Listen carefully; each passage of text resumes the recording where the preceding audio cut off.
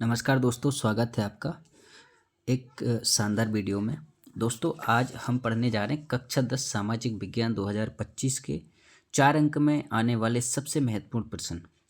दोस्तों, अगर आप इसको अच्छे से याद करके जाते हो तो आपका 4 नंबर वाला प्रश्न एक भी बाहर नहीं जाएगा। मैं पूरी किताब में से लगभग 2 से 3 सीरीज में से सभी प्रश्न छांट कर लेकर आया हूँ। अगर आप इनको अच्छे से याद कर लेते हो तो फिर आपकी 4 नंबर वाली प्रश्नों की तैयारी पूरी तरीके से हो जाएगी।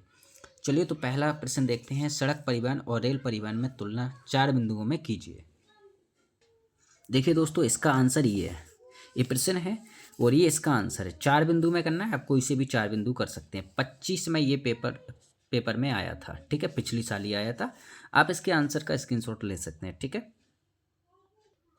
दूसरा क्वेश्चन है आपका, रेल परिवहन की विभिन्न समस्याओं का वर्णन कीजिए। ये भी इम्पोर्टेंट प्रश्न है और ये आपका 4 नंबर के लिए ये आपका आंसर है इधर, ठीक है। कुछ आंसर आपका यहाँ है। अच्छा, मैं एक बात बता दूं आपको, मैं ये परीक्षा दिन में से आपको बता रहा हूँ। ये प्रश्न के उत्तर हैं ये जो परीक्षा दिन में है, क्योंकि मैंने इसमें पेज नंबर डाल रखे हैं। तो आप भी अगर चाहो तो आपके पास परीक्षा दिन है तो आप उसमें से याद कर सकते हैं। तीसरा क्वेश्चन है, वायु परिवहन आजकल अधिक उपयोगी क्यों है, महत्व स्पष्ट कीजिए। तो ये वायु परिवहन का महत्व, ठीक है, देखिए ध्यान से। इसका पूरा आंसर है, 4 बिंदु आपको लिखना है क्योंकि 4 नंबर में आता है। आप इसका स्क्रीनशॉट ले लेना, ठीक है। क्वेश्चन नंबर 4 है, भारत सरकार द्वारा कौन कौन से राष्ट्रीय जलमार्ग घोषित किए गए हैं। इंपॉर्टेंट क्वेश्चन है। इसका आंसर देखिए ध्यान से, ये दे रखे हैं, ठीक है। ये 4 हैं, आप इनको अच्छे से याद कर लेना, ठीक है। और 5वां आपका यहाँ है, आप इसको भी लिख लेना। क्वेश्चन नंबर 6, भारत के पूर्वी तट पर स्थित समुद्री पत्तनों का वर्णन कीजिए। दोस्तों, याद रखना है, मैं आपको सिर्फ आंसर दिखाते जा रहा हूँ। आप इसमें आपको क्या करना है, आप चाहो तो इसको वीडियो को रोक के आप लिख सकते हो, अन्यथा आप स्क्रीनशॉट ले सकते हो। और अगर आपके पास सीरीज है तो आप टिक भी लगा लीजिए। देखिए पेज नंबर मैं आपको बता दे रहा हूँ, 76 पर है। 76 पर क्वेश्चन नंबर आपका है ये, देखिए ध्यान से, 7, ठीक है। इसका आंसर आपको दे रखा है, तो आप चाहो तो जैसे लिखना चाहो वैसे लिख लीजिए। मैं आपको प्रश्न कराना चाहता हूँ, ठीक है।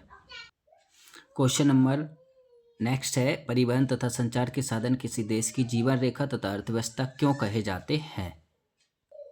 ये इंपॉर्टेंट क्वेश्चन है, देखिए ध्यान से। इसका आंसर दे रखा है, इसमें कुछ महत्व हैं, इनको आप देख लीजिए, ठीक है। इसके देखिए ध्यान से, ये आपके प्रश्न का आंसर दे रखा है, आप इसका स्क्रीनशॉट ले सकते हैं। क्वेश्चन नंबर 8 है, स्थानीय बाजार व अंतर्राष्ट्रीय बाजार में अंतर बताइए। इसका आंसर ये आपके सामने है, ठीक है। अगला क्वेश्चन है क्वेश्चन नंबर 9, भारत में सड़कों का वर्गीकरण कीजिए तथा राष्ट्रीय विकास में इनकी भूमिका बताइए। अब इसका आंसर आपको परीक्षा दिन में नहीं मिलेगा, ध्यान रखना। इसका आंसर मिलेगा आपको नवबोध में। देखिए ध्यान से, ये आंसर दे रखा है। मैं आपको सीरीज का पेज नंबर भी बता दे रहा हूँ, अगर आपके पास किसी के पास ये वाली सीरीज है तो। देखिए ध्यान से, ये आंसर है, ठीक है। और बाकी आंसर आपका इधर है, ठीक है।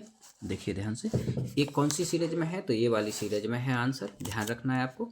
ये वाली अगर सीरीज आपके पास है तो इसका पेज नंबर 110 पर आपको आंसर मिल जाएगा। अगला क्वेश्चन नंबर, ठीक है, 10, देखिए ध्यान से।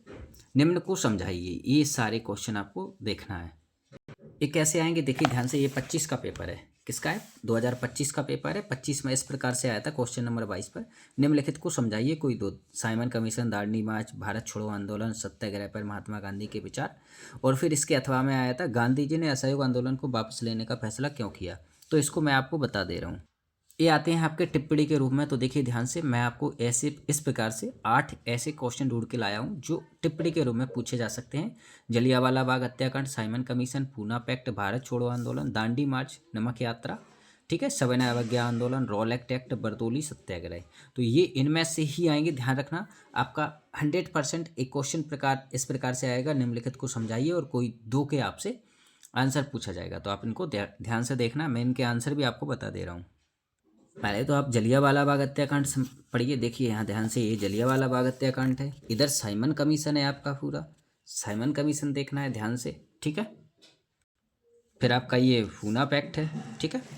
और फिर आपका भारत छोड़ो आंदोलन है, ध्यान से देखिए, ये भारत छोड़ो आंदोलन है, ठीक है। कब से कब तक है, आंदोलन का प्रारंभ कहाँ से हुआ था, ये आप इसको टिप्पणी के रूप में पढ़ लेंगे, ठीक है।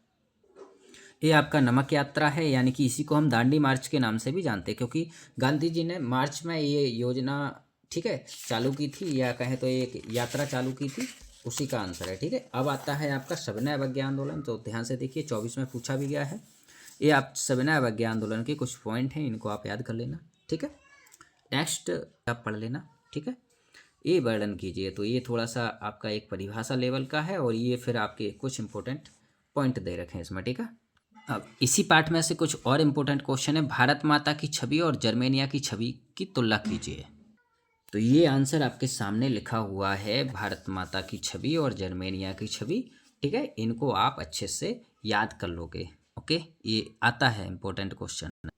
क्वेश्चन नंबर अगला है, भारत में आधुनिक राष्ट्रवाद के उदय के 4 कारण लिखिए। तो ये भी इम्पोर्टेंट क्वेश्चन है, तो इसको भी अपन को कर लेना है। ठीक है, ध्यान से देखिए इसको, ये क्वेश्चन दे रखा है, ये सारे 4 पॉइंट आप कर लीजिए। 4 पॉइंट में आपका आंसर कंप्लीट हो जाएगा।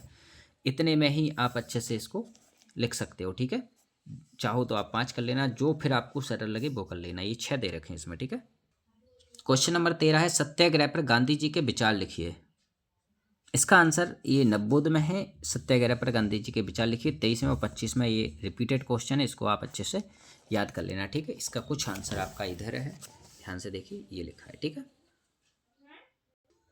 क्वेश्चन नंबर 14 है, प्रथम विश्व युद्ध में ने भारत में राष्ट्रीय आंदोलन के विकास में किस प्रकार योगदान दिया।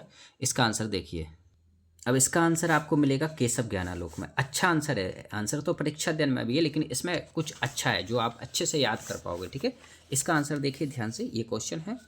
ठीक है, ये आपके आंसर हेडिंग रूप में दे रखे हैं, जिससे क्या होता है कि हमें याद करने में थोड़ी सी सरलता होती है। ठीक है, आप इस आंसर का स्क्रीनशॉट ले सकते हैं, ये आपको याद करना है। मैं आपको परीक्षा अध्ययन में भी करवा देता हूँ। क्वेश्चन नंबर 15 है, देखिए ध्यान से, राजनीतिक नेता पृथक निर्वाचका के सवाल पर क्यों बटे हुए थे। तो इसका आंसर आपको परीक्षा अध्ययन में 94 पेज पर मिल जाएगा। क्वेश्चन नंबर 16 है, क्षेत्रीय दल और राष्ट्रीय दल में अंतर क्या है। इसका 149 पेज नंबर पर मिल जाएगा परीक्षा अध्ययन में। क्वेश्चन नंबर 17 है, परंपरागत और गैर परंपरागत ऊर्जा के साधन में अंतर बताइए। यह आपका 51 पेज नंबर पर मिल जाएगा। अगला क्वेश्चन है, रेड हॉल खनन पर एक संक्षिप्त टिप्पणी लिखिए। ये भी आपको परीक्षा अध्ययन के 52 पेज नंबर पर मिल जाएगा। हाँ, याद रखना, इसको चूहा हॉल या चूहा बिल के नाम से भी ये क्वेश्चन आ सकता है। ठीक है, भारत में कोयले के वितरण का वर्णन कीजिए। 153 पेज नंबर। भारत में पाई जाने वाली लोहे अयस्क की 4 पेटियां लिखिए। Page number 54। भारत में सौर ऊर्जा का भविष्य उज्ज्वल क्यों है। बहुत बहुत इंपॉर्टेंट क्वेश्चन है, ये आपका 55 पेज नंबर पर मिल जाएगा। और क्वेश्चन नंबर 22 है, ऊर्जा के गैर परंपरागत स्रोतों का विस्तार पूर्वक वर्णन कीजिए। ये आपको नवबोध में मिलेगा 94 पेज नंबर पर। फिर आपका आता है मानचित्र। मानचित्र के लिए मैं अलग से वीडियो लेकर आऊँगा। हाँ, इनमें से अगर आपको कोई भी आंसर नहीं मिलता है, आप मुझे कमेंट कीजिए, मैं आपको आंसर प्रोवाइड करवा दूंगा। ठीक है, यहाँ वीडियो को यहीं ख़त्म करते हैं। और इससे पहले अगर आपने हमारे चैनल को सब्सक्राइब नहीं किया है तो सब्सक्राइब कर लीजिए, ताकि आपको ऐसी महत्वपूर्ण वीडियो मिल सकें। ओके, धन्यवाद।